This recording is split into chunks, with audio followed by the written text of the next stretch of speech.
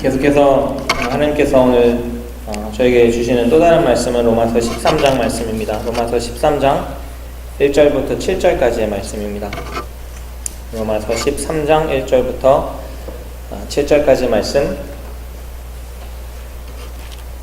저와 함께 교독하시겠습니다. 제가 1절 읽고 마지막 절 함께 읽겠습니다. 각 사람은 위에 있는 권세들에게 복종하라. 권세는 하나님으로부터 나지 않음이 없나니 모든 권세는 다 하나님께서 정하신 바라. 그러므로 권세를 거스르는 자는 하나님의 영을 거스르니 거스르는 자들은 심판을 자초하리라. 다스리는 자들은 선한 일에 대하여 두려움이 되지 않고 악한 일에 대하여 되나니 내가 권세를 두려워하지 아니하려느나 선을 행하라. 그리하면 그에게 칭찬을 받으리라. 하나님의 사역자가 되어 내가 안전하거든 두려워하라. 그가 공연히 칼을 가지지 아니하였으니 곧 하나님의 사역자가 되어 악을 행하는 자에게 진노하심을 따라 보응하는 자니라. 그러므로 복종하지 아니할 수 없으니 진노 때문에 할 것이 아니라 양심을 따라 할 것이라. 너희가 권세를 받는 것도 이로 말미암아 그들이 하나님의 일이 되어 바로 이 세상 함께 읽겠습니다. 모든 자에게 줄 것을 주되 조세를 받을 자에게 조세를 바치고 관세를 받을 자에게 관세를 바치고 두려워할 자를 두려워하며 존경할 자를 존경하라. 아멘. 하나님의 말씀입니다. 감사주일입니다. 저희가 감사의 제목을 한번 이렇게 떠올려 보시면 굉장히 감사의 제목들이 많으시죠. 평소에 우리가 감사하지 못하고 지나칠 수 있었던 그런 일들에 있어서 오늘 주신 이 기회를 통해서 우리가 하나님께 감사함으로 나아갈 수 있는 것이 너무나 큰 축복입니다. 저는 보통 설교를 질문으로 시작하는데요. 근데 감사의 제목이 쉽게 떠오르지 않으면 어떡하죠? 분명히 그럴 때가 있어요. 딱 요맘때쯤이면 추수감사주일이긴 하지만 우리가 요때를 생각해서 감사의 제목들을 모아놓지는 않잖아요. 그냥 어떤 그때의 추수감사주일이 우리를 찾아왔는데 지금 내가 너무 힘들어서 솔직히 요즘 되는 일이 아무것도 없어서 내 건강이 너무나 안 좋고 좀 고민을 해봐도, 물론 우리가 크리스천으로서 오래 살았으니까 억지로 감사의 제목을 짜낼 수는 있어요. 무엇이든 감사할 것이 있지만 그냥 가장 먼저 떠오르는 것이 감사가 아니라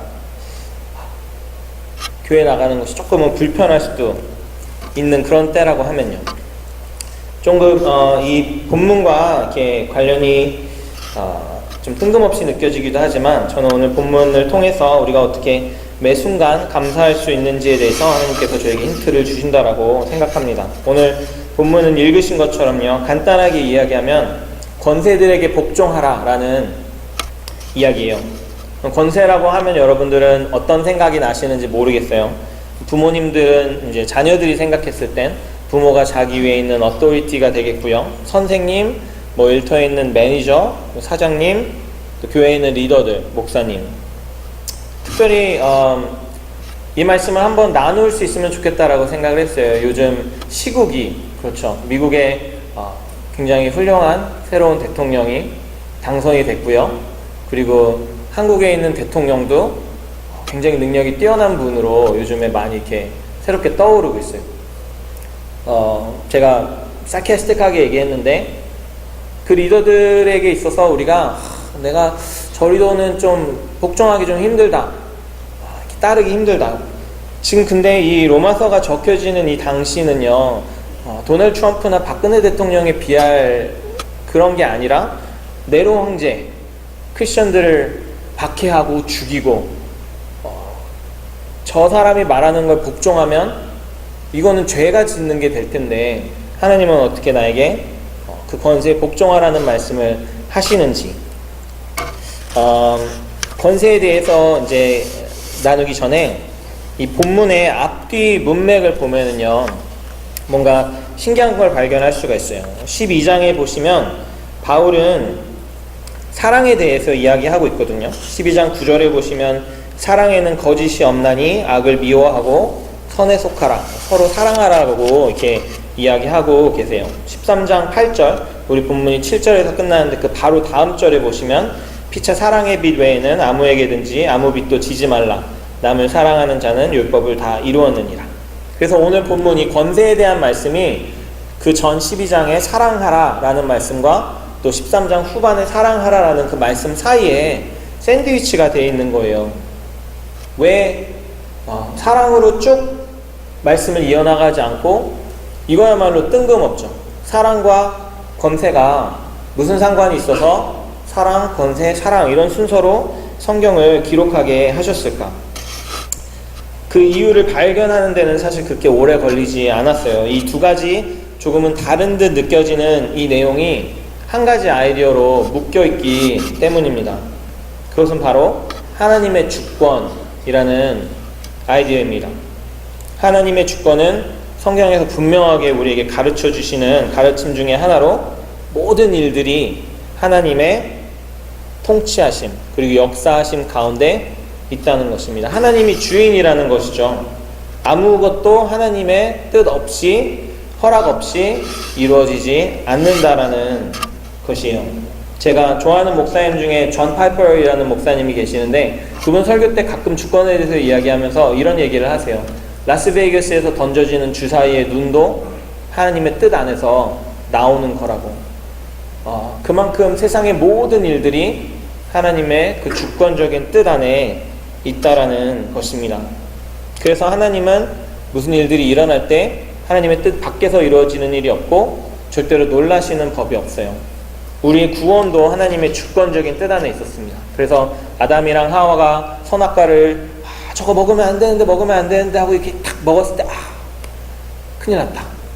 내가 아들을 보내야 되겠다 라고 하나님이 그렇게 생각을 하신 것이 아니라 우리가 이해하기는 조금 어렵지만 처음부터 끝까지 예수 그리스도께서 오시는 그 순간과 우리의 구원의 모든 것들이 하나님의 주권적인 뜻 안에 이미 결정되어 있다는 것입니다. 에베소서 1장 11절에 보시면 모든 일을 그의 뜻의 결정대로 일하시는 이의 계획을 따라 우리가 예정을 입어 그 안에서 기업이 되었으니. 그래서 영어로 보시면 In him we were also chosen, having been predestined according to the plan of him who works out everything in conformity with the purpose of his will. 그래서 하나님께서 우리를 주권적으로 선택하시고 주권적으로 예정하셔서 지금 우리가 이 자리에 있습니다. 아무것도 우연이 아니에요. 하나님의 뜻대로 이루어지는 것입니다. 그래서 12장에서 우리가 사랑해야 하는 이유를 바울이 하나님이 주권적으로 우리를 먼저 사랑하셨기 때문이다 라고 이야기합니다. 그리고 우리가 서로 미워해서 안 되는 이유도 그 원수 갚는 것이 하나님께 달려있기 때문에 하나님께서 주인이시기 때문에 19절에 보시면 내 사랑하는 자들아 너희가 친히 원수를 갚지 말고 하나님의 진노하심에 맡기라. 기록되었을 때 원수 갚는 것이 내게 있으니 내가 갚으리라 주께서 말씀하시니라. 13장에서 우리가 서로 사랑할 수 있는 이유는 다시 한번 하나님의 때가 가까웠기 때문입니다. 11절에 또한 너희가 이 시기를 알거니와 자다가 깰 때가 벌써 되었으니 이제 우리의 구원이 처음 믿을 때보다 가까웠습니다. 우리가 때로 기도하면서 하나님의 때가 조금 더 빨리 오시길 마라나타 고백하면서 우리가 섬기고 우리가 하는 일을 통해서 하나님의 나라가 조금 더 빨리 올 거라고 생각할 수 있지만 사실은 그렇지 않아요. 하나님의 때는 이미 정해진 때에 오는 것이며 우리의 능력으로 더 빨리 오게 할 수 있는 것이 아니에요. 하나님께서 주권적으로 그 때를 정해놓으셨고 그 마지막 때가 가까웠기 때문에 우리는 서로를 사랑할 수 있고 사랑해야 하는 것입니다. 모든 것이 주권대로 일어납니다. 때가 가까움을 알기에 우리는 서로 사랑해야 합니다. 사랑하는 성도님들, 저는요 그런 율법들이나 이런 말씀에서 우리에게 요구되어지는 것들을 생각했을 때 그것이 우리에게 부담이 된다고 생각하지 않아요. 서로 사랑하라라는 이 명령 얼마나 어려워요. 사실은 우리가 난 저 사람 정말 사랑하기 힘든데 우리가 그것을 사랑하라는 명령을 들었을 때 마치 죄 지은 것 같고 나는 그럴 수 없어요 라는 그런 부담을 가지게 되지만 저는 오히려 우리가 그 율법으로 인해서 묶여있는 것이 아니고 그것이 요구되어지는 것이 아니고 그것들로 인해서 그 율법을 이루는 것이 우리에게 가능해졌다라고 생각합니다. 하나님께서 사랑하라라고 이야기했을 때 우리가 못하는 거 알면서도 사랑하라라고 그렇게 하시는 것이 아니라 내가 주인이고 나의 뜻이 있기 때문에 너가 사랑할 수 있다 라고 하나님께서 우리를 가능하게 해주시는 것이죠.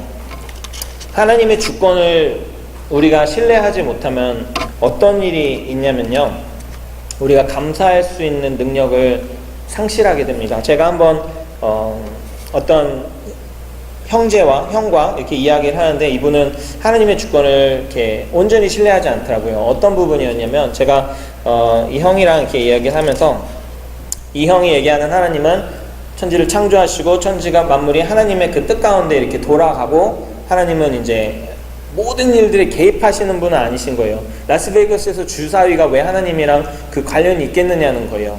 그러면서 제가 이 형한테 물어봤어요. 왜 우리가 하나님, 우리 자녀들 밖에 나가서 이렇게 길 건널 때 차 조심하게 하시고 안전하게 도와주세요 라고 기도를 하는데, 만약에 이 아이가 사고가 나고 안 나고가 하나님의 뜻에 달려있지 않으면 그 기도는 뭐하러 하는 거냐. 아니, 형이 조금은 놀랍게도 사실 그런 기도는 할 필요가 없다 이러는 거예요. 그래서 더 물어보니까 이 형이 이야기하는 건 그래요. 세상에 많은 사람들이 하루에도 교통사고로 목숨을 잃잖아요. 그런데 기도를 했는 경우에 어쩌면 우리가 기도를 해서 안전하게 지켜졌는지, 근데 어떤 경우는 우리가 분명히 기도를 했는데도 또 이렇게 죽는 경우도 있어요. 그런 것들을 보면서 이 형은 만약에 1000명이 죽는다라고 했을 때, 그리고 1000명이 다 기도를 했다고 했을 때, 하나님이 이 많은 사람들은 죽게 놔두면서 유독 이 한 사람만 구원하시는 건 하나님의 그 형평성에 맞지 않는다. 하나님의 그 공평함에 맞지 않는다. 그래서 내가 내린 결론은 그냥 누가 죽고 누가 안 죽고 그거는 그냥 그 사람의 팔자, 어떠면 그냥 그렇게 되는 거다. 대신에 이 형이 믿는 거는, 그래도 하나님은 하나님이시기 때문에 우리에게 그런 불행이 닥쳤을 때 우리는 하나님을 원망하거나 불평할 수가 없다. 어떤 의미로 하나님의 주권을 인정하면서도 그 모든 만물 가운데 역사하시는 하나님을 신뢰하지 않는 거죠. 그렇게 생각하지 않는 거예요. 제가 그 형한테 또 물어봤어요. 그러면 그 유태인 대학살이나 아니면 중국이나 IT에서 일어난 그런 지진들, 그걸 통해서 수십만 명이 목숨을 잃는데 그거에도 하나님의 주권이 없느냐. 그러니까 형이, 그거는 그 나치가 죽인 거지, 지진은 천재지변이잖아, 그게 어떻게 하나님이 하신 거냐. 그래서 제가 이 형한테 나는 그런 하나님 믿고 싶지 않다고 그랬어요. 하나님이 사랑하시는 영혼들이 수백만 명이 이 잘못된 생각을 가지고 있는 사람들에게 죽어나는데 인간 취급받지 못하고, 중국이랑 IT에서 하나님을 알지도 못하는 수십만 명이 그냥 하룻밤새 그 땅속으로 꺼져갖고 그냥 목숨을 잃어버리는데, 그 안에 하나님의 뜻이 없다면, 하나님이 그것을 막으실 수 있는 능력도 없고 하나님이 그것을 그냥 방관하시는 분이라면 나는 그 하나님 믿고 싶지 않다 라고 그랬어요. 제가 믿는 하나님은요, 그리고 성경에서 이야기하는 하나님의 주권이라고 함은, 하나님은 모든 일들을 통치하시고 모든 일들이 하나님의 뜻 안에서 이루어집니다. 만약에 IT에서 일어난 지진에 대해서 우리가 어떻게 설명할 수 있을까요? 하나님이 그 지진을 원하신다면 막을 수 있는 능력이 있으실까요? 없을까요? 주권을 믿는다면 하나님은 그것을 막을 수 있는 능력이 있는 분이신 거예요. 다만 하나님께서 하나님의 뜻 안에서 그것들이 일어날 수 있도록 이렇게 허락하신 거죠. 분명 하나님이 원하신 건 아니었다고 생각을 해요. 하나님의 뜻 안에 있어요. 하나님이 허락하셨어요. 그 이유는 뭐냐면, 우리가 이해할 수 없지만 그 일을 통해서 하나님께서 이루실 더 큰 선하신 계획이 있다라는 것입니다. 그래서 우리에게 나쁜 일들이나 우리가 이해하지 못하는 상황이 발생됐을 때, 이것이 하나님의 그 손 사이로 빠져나와서 이 불행이 나에게 닥쳤구나가 아니라 하나님께서 분명히 이것을 허락하셨어. 그러면은 하나님이 나의 삶에 가지고 계시는 그 선하신 계획이 어떻게 이것을 통해서 드러날 수 있을까라고 우리가 고민하는 것입니다. 한 예로 혹시 궁금해하시는 분들 계실까요? 2008년도에 중국에서 엄청나게 큰 대지진이 났어요. 제가 그때 중국에 있었어서 그 지역을 방문할 수 있는 기회가 있었거든요. 그래서 그냥 고민했어요. 하나님이 왜 이 일이 일어나게 해주셨을까? IT도 마찬가지고. 그러면서 물론 완전한 답은 아니겠지만 그냥 한 가지 제가 이렇게 깨닫게 된 것이 있어요. 그곳에 있는 선교사님과 대화를 하는데, 지진이 나고 이분이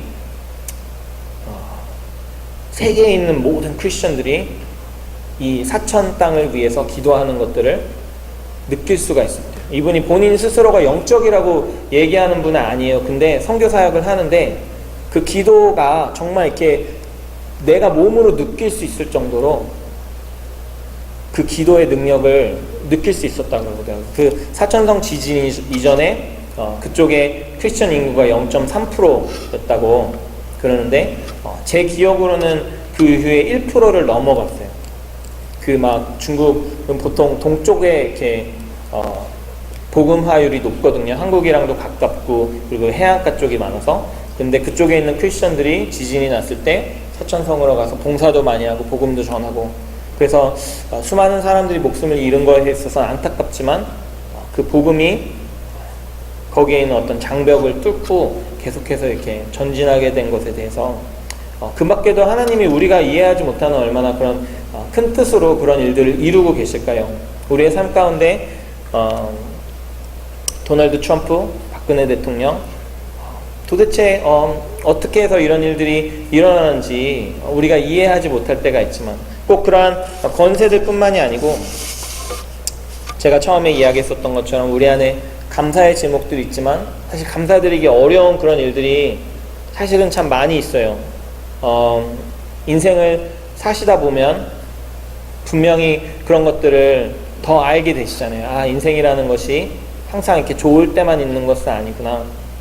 그랬었을 때 우리가 오늘 감사주일로 모인 순간에 혹시나 그 삶에 조금은 어두운 골짜기를 지나고 계신 분들이 계시다면 말씀을 통해서 하나님께서 우리에게 위로하시는 것은 우리가 있는 그곳이 하나님의 뜻 안에 있다라는 것입니다. 나의 소중한 사람을 잃었을 때, 또는 내가 너무나 외로운 환경 가운데 처했을 때, 그리고 앞뒤 알 수 없는 그러한 어려움 가운데 처했었을 때 우리에게 목사님 말씀하신 것처럼 여전히 예수 그리스도를 통해서 알려주신 하나님의 사랑과 하나님의 신실하심이 있고, 그것들을 우리가 의지함으로써 이 오늘 하루 나의 삶 가운데 있는 하나님의 주인 되심을 고백하는 것입니다.